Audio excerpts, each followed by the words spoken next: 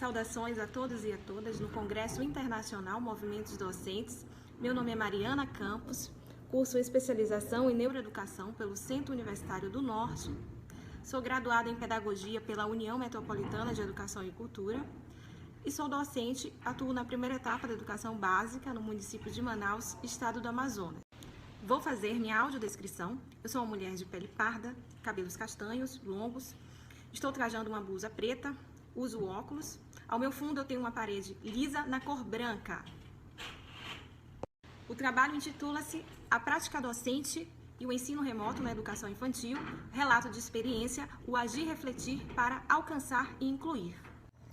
O ano letivo de 2021, ele foi iniciado em formato remoto, levando em consideração que nesse período ainda não existia uma data prevista para a vacinação, tanto dos profissionais da educação, tanto da comunidade em geral. A pandemia causada pela doença Covid-19 e o novo coronavírus impactou diretamente o dia a dia das escolas. Então, no que concerne à educação, essas medidas de distanciamento social refletiu diretamente no processo de ensino e aprendizagem. Então, eu, enquanto docente, eu me fiz alguns questionamentos referente às aulas em contexto remoto, sobretudo atuando na educação infantil. Então, de que forma garantir os direitos às aprendizagens sugeridos pela Base Nacional Comum Curricular, BNCC, às crianças de educação infantil? Então, de que forma alcançar e incluir as famílias que não tinham acesso à internet, tampouco às tecnologias, como, por exemplo, um celular que suporta o WhatsApp? Então, a partir daí, quais foram os caminhos transitados por mim durante esse período, durante essa minha prática docente, que foi o tempo todo pautada na ação e reflexão? Quais as adversidades e possibilidades que eu encontrei atuando na educação infantil em duas escolas do município de Manaus, estado do Amazonas? E faço um alinhavo e uma reflexão a partir dos documentos legais que abarcam a prática da educação infantil em nosso país, o Brasil.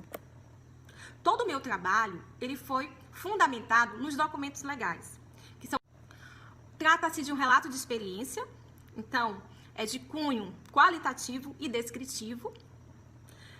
Todo o trabalho ele envolveu as crianças das duas escolas, a Escola Municipal Zilda Arnes Neumann, situada na zona norte de Manaus, e o CEMEI Mário Jorge Couto Lopes, situado na zona centro-sul de Manaus.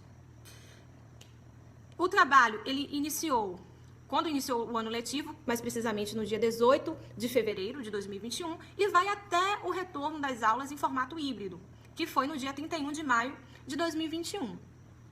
Então, como foi esse meu trabalho, pautado na ação e reflexão, durante esse contexto de aulas remotas? Eu procurei o tempo todo estar em diálogo com as famílias, porque assim eu poderia identificar a realidade, as dificuldades que elas se encontravam, e poder planejar minhas aulas de acordo com a realidade de cada uma. Então, por vezes, eu entrei em contato por telefone, por mensagens, procurei entender a situação que essas famílias se encontravam. E a partir daí eu pude planejar as minhas aulas. Então, vale ressaltar que toda a comunicação escola e famílias, ela se deu por meio dos grupos de WhatsApp. Então, por vezes, eu planejava as minhas aulas todas de acordo com a necessidade das crianças. Eu propus atividades com materiais de fácil acesso, atividades que envolveram músicas, contação de história. Então, a todo tempo, eu fazia uma reflexão. A reflexão. Será que o que eu estou propondo está de acordo com a realidade dessas famílias? De que forma eu posso alcançar e incluir mais crianças, mais famílias, aquelas que não estão participando, Porque muitas famílias não participavam. Então, a partir da escutativa, eu pude identificar o que é que se passava.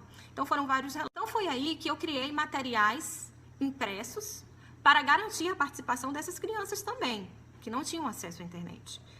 Então, eu entrava em contato por telefone, agendava, seguindo todo um protocolo de segurança na escola. Então, eu levava os materiais, elas pegavam esse material.